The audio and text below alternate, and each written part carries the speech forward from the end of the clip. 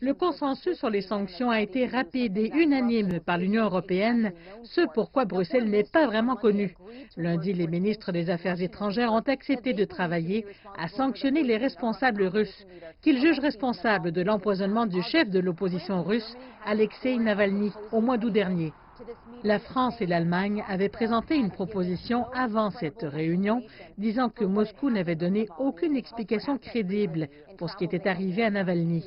Elles ont appelé au gel des avoirs et à des interdictions de voyager contre les auteurs présumés.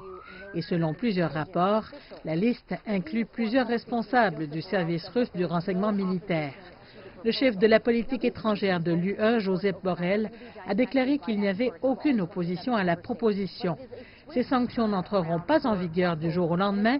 Elles seront disséquées par des experts des 27 États membres, mais il s'agit là d'un revirement rapide pour Bruxelles qui indique un durcissement de sa position contre le Kremlin.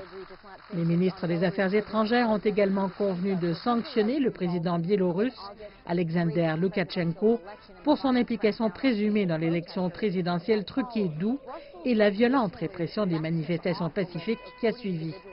Bruxelles l'a initialement inscrit sur une liste de 40 personnes frappées de gel des avoirs et d'interdiction de voyager au début du mois, espérant que, ce faisant, il serait encouragé à s'asseoir à la table des négociations afin qu'une solution diplomatique soit trouvée.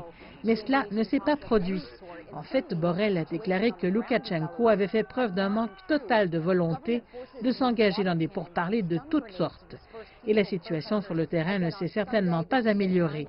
Les forces gouvernementales ont utilisé des canons à eau et des grenades assourdissantes pour disperser les manifestations pacifiques à nouveau dimanche pour un 9e week-end consécutif. La réunion inattendue a incité certains à croire qu'ils se préparaient à des concessions. Et les médias d'État ont rapporté que 2 de ces critiques avaient été libérés. L'Union européenne ne reconnaît pas le résultat des élections du mois d'août et a appelé à de nouvelles élections libres et équitables. Si les choses sur le terrain peuvent se retourner et qu'une transition démocratique est organisée, l'UE promet en retour un important programme de soutien financier.